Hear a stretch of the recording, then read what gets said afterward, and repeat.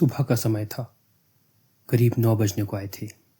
Security guard का काम करने वाला विक्रम ऑफिस पहुंचा ही था कि घर से ये बताने के लिए फ़ोन आ गया कि उसके दादा बलबीर चंद की तबीयत अचानक बहुत ज़्यादा ख़राब हो गई है और उन्हें अस्पताल ले गए हैं।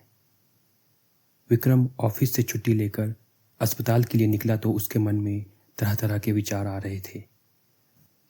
उसके दादाजी की उम्र 80 साल हो चुकी थी और काफ़ी अरसे से बीमार रहने लगे थे। ऐसे में कोई भरोसा नहीं था कि कौन सा पल उनके जीवन का आखिरी पल हो। विक्रम ने अपने ऑफिस में या अपने दोस्तों को कभी ये नहीं बताया था कि उसका ताल्लुक एक राज परिवार से है। उसके परदादा रघुनाथ चंद सुमेरकोट रियासत के आखिरी राजा थे। सुमेरकोट एक छोटी पहाड़ी रियासत थी जिसकी जनसंख्या 1947 में लगभग 20,000 थी। आज़ादी के बाद जब राजपाट खत्म हुए तो धीरे धीरे विक्रम के परिवार की आर्थिक स्थिति भी खराब होती चली गई और आज हालात ये हो गए कि विक्रम को एक मामूली प्राइवेट नौकरी करनी पड़ी। गलती इसमें अपनी भी थी क्योंकि उन्होंने खुद ही औने पौने दामों में अपनी ज़मीन जायदाद बेच दी थी। अस्पताल पहुंचकर विक्रम के बेचैन मन को शांति मिली क्योंकि अब तक उसके दादाजी की कंडीशन स्टेबल हो चुकी थी और शाम होते होते उन्हें हॉस्पिटल से डिस्चार्ज भी कर दिया गया। घर के बाकी लोगों की ही तरह विक्रम भी बहुत थक चुका था जब वे शाम को बलबीर चंद जी को लेकर घर वापस पहुंचे। इसलिए आज सब खाना खाकर जल्दी ही सो गए। आधी रात हो चुकी थी। विक्रम गहरी नींद में सोया हुआ था कि अचानक एक भयानक सपना देखकर उसकी नींद टूट गई। उसने देखा कि एक बहुत बड़ी खंडरनुमा हवेली है जिसके आंगन के बीचों बीच एक पुराना टूटा फूटा सा शिव मंदिर है। आंगन में बड़ी बड़ी कंटीली झाड़ियां उगाई हैं और वो इस हवेली में भटक गया है और बाहर निकलने का रास्ता नहीं मिल पा रहा है। ये सपना देखकर विक्रम इतना डर गया कि फिर उसे सारी रात नींद नहीं आई। यही सपना विक्रम को लगातार 3-4 रात आता रहा तो वो सोच में पड़ गया कि आखिर इस सपने के पीछे कोई रहस्य तो नहीं है।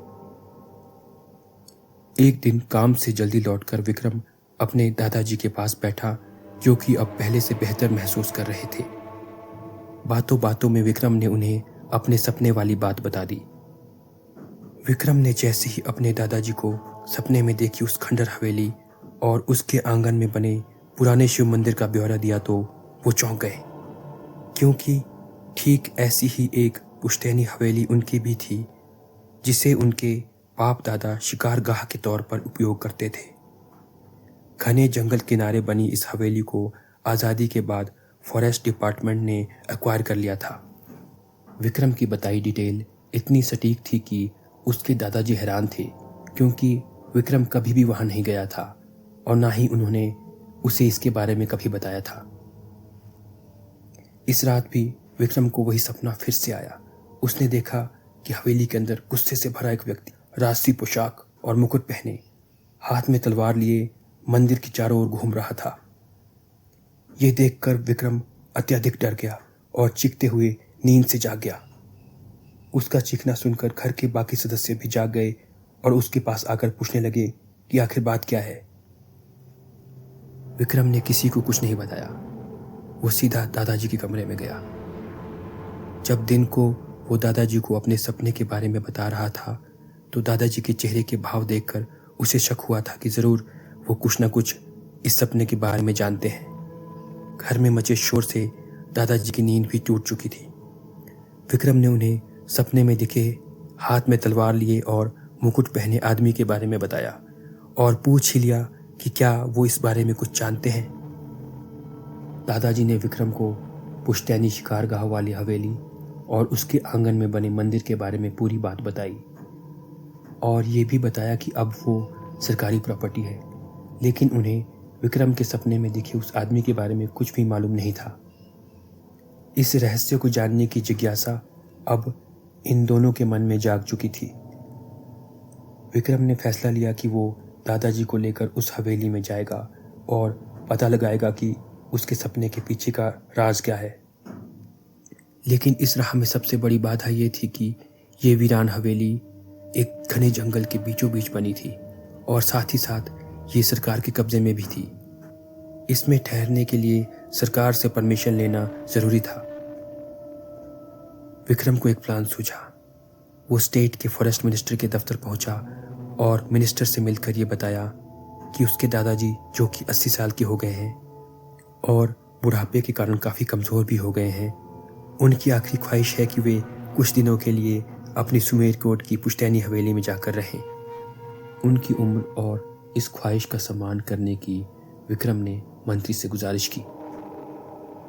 मंत्री ने विक्रम की पूरी बात को गौर से सुनकर अपने सलाहकारों से राय मशविरा किया और फैसला लिया कि विक्रम और उसके दादाजी को सुमेरकोट की उस पुरानी हवेली में ठहरने की इजाज़त दे दी जाए। परमिशन मिलने के बाद विक्रम बहुत खुश था। उसे पूरी उम्मीद थी कि वो अपने सपने की पहेली को सुलझा पाएगा। विक्रम अपने दादाजी के साथ सुमेरकोट जाने की तैयारी करने लगा, लेकिन वो ये नहीं जानता था कि मंत्री को उस पर शक हो गया था। हवेली के साथ लगते गांव का सरपंच मंत्री की ही पार्टी का था और मंत्री उसे विक्रम पर नजर रखने के लिए आगाह कर चुका था। हवेली तक पहुंचना भी कोई आसान काम नहीं था, क्योंकि एक कच्ची सड़क थी जो केवल गांव तक जाती थी। उससे आगे का रास्ता पैदल ही तय करना पड़ता था, जो कि घने जंगल से होकर गुजरता था, जिसमें विषैले सांपों और खूंखार जानवरों का भय बना रहता था। यही कारण था कि लोग इसमें दिन के समय भी जाने से कतराते थे। विक्रम और उसके दादाजी जब गांव पहुंचे तो रात होने वाली थी। उनके आने की खबर पहले ही गांव में फैल चुकी थी और गांव वाले उनके स्वागत के लिए इकट्ठा हो चुके थे। आखिरकार कई सालों बाद सुमेरकोट राज परिवार का कोई सदस्य उनके गांव में आया था। गांव वालों के मन में आज भी राजा के लिए बहुत सम्मान था, इसलिए विक्रम और उसके दादाजी का जोर शोर से स्वागत हुआ। इसके बाद गांव का सरपंच उन दोनों को अपने घर ले गया, जहां पर उसने उनके रात्रि विश्राम और भोजन की व्यवस्था की थी। खाना खाते हुए बातों बातों में सरपंच ने विक्रम और उसके दादाजी से इतने सालों बाद वापस लौटने की असली वजह पूछी, तो विक्रम ने उसको भी वही दादाजी के अपनी पुश्तैनी हवेली को लौटने की इच्छा के बारे में बता दिया। विक्रम का जवाब सुनकर सरपंच चुप तो हो गया, लेकिन उसे इस बात पर बिल्कुल भी यकीन नहीं हुआ। सरपंच के हाव भाव देखकर विक्रम भी समझ गया था कि उसे हर कदम संभल कर चलना होगा। इस रात भी विक्रम को वही सपना फिर से आया। उसने देखा कि हवेली के भीतर राजसी पोशाक और मुकुट पहने वो व्यक्ति एक अंग्रेज अफसर के साथ तलवार से लड़ रहा है और वे दोनों एक चाबी को एक दूसरे से छीनने की कोशिश कर रहे हैं। इससे पहले कि इस छीना झपटी में कोई जीतता, विक्रम की नींद टूट गई। उसने अपना फोन चेक किया तो 3 बज चुके थे। इसके बाद उसे नींद नहीं आई। वो सवेरा होने तक सपने में जो देखा था उसके बारे में ही सोचता रहा। रात को सोने से पहले विक्रम ने सरपंच को बता दिया था कि वे सुबह जल्दी हवेली के लिए निकलेंगे। इसलिए उजाला होते ही सरपंच उनके नहाने के लिए गर्म पानी और नाश्ते का इंतजाम करने लगा। नहा धोकर और नाश्ता करके विक्रम और उसके दादाजी हवेली की ओर बढ़ने लगे। उनके साथ सरपंच और गांव के 2-3 लड़के भी थे, जो विक्रम की सामान उठाने में मदद कर रहे थे और रास्ता भी दिखा रहे थे। सरपंच अपने साथ जंगली जानवरों से रक्षा के लिए अपनी दुनाली बंदूक भी ले आया था। यूं तो गांव से हवेली ज्यादा दूर नहीं थी। किसी स्वस्थ नौजवान को यह फासला तय करने में 30-40 मिनट ही लगते थे, लेकिन विक्रम के दादाजी के साथ वहां पहुंचते पहुंचते उन्हें 2 घंटे से ज्यादा का समय लग गया। वो 4 कदम चलने के बाद थक जाते थे, इसलिए रुककर आराम करना पड़ता था। चलते चलते वे एक ऐसे पुराने सूखे कुएं के पास पहुंचे जो कि हवेली के बहुत करीब था और हवेली वहां से सामने दिखती थी। दादाजी इस समय तक बहुत ज्यादा थक चुके थे। वे इस कुएं की मुडेर पर बैठकर आराम करने लगे। बाकी लोग भी आसपास ही बैठ गए। विक्रम के दिमाग में अब भी रात को सपने में दिखे उस अंग्रेज अफसर की छवि घूम रही थी।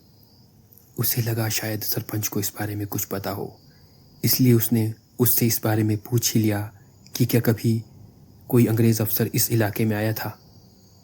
सरपंच विक्रम का ये सवाल सुनकर चौंक गया और बताया कि उसने गांव के बड़े बुजुर्गों से एक ऐसे अंग्रेज अफसर की कहानी ज़रूर सुनी है जिसके बारे में कहा जाता है कि वो इस हवेली में कुछ दिनों के लिए रहने आया था, लेकिन फिर एकदम से कहीं गायब हो गया था। और ऐसी अफवाह भी है कि इस हवेली के चारों ओर उसकी आत्मा आज तक भटकती है। हवेली पहुंचकर उन्होंने सबसे पहले आंगन में उगी कंटीली झाड़ियों को साफ किया और हवेली के उस कमरे को रहने लायक बनाया जिसमें बचपन में विक्रम के दादाजी अक्सर ठहरा करते थे। शाम होते होते गांव से आए लड़के तो वापस लौट गए, लेकिन सरपंच ये कहकर वहीं ठहर गया कि उसे ऊपर से ऑर्डर आए हैं कि आप लोगों के साथ ही यहीं रुकना है। विक्रम इस बात से ज़्यादा खुश तो नहीं था, लेकिन वो कर ही क्या सकता था। हवेली में बिजली का कोई प्रबंध नहीं था, इसलिए विक्रम जंगल से सूखी लकड़ी इकट्ठी करके ले आया। इन्हीं के सहारे रात के भोजन और उजाले का इंतजाम होने वाला था। अंधेरा होते ही फिजा में ठंडक बढ़ने लगी तो तीनों आग जलाकर उसके पास बैठ गए और साथ ही साथ खाना भी पकता रहा। खाना खाने के बाद वे कुछ देर तक इधर उधर की बातें करते रहे। फिर दिन भर की थकान हावी हो गई, इसलिए कमरे में जाकर सो गए। आज रात भी विक्रम को वही सपना फिर आया। उसने देखा कि राजसी पोशाक पहना व्यक्ति और वो अंग्रेज अफसर कुएं के किनारे तलवार लिए एक दूसरे से लड़ रहे हैं और चाबी को एक दूसरे से छीनने की कोशिश कर रहे हैं। लड़ते लड़ते वो अंग्रेज अफसर चाबी तो छीन लेता है, लेकिन कुएं में गिर जाता है। इसी के साथ विक्रम जाग गया। उसने अपना फ़ोन चेक करके देखा तो पिछले कल ही की तरह आज भी ठीक 3 बजे उसकी नींद टूटी थी।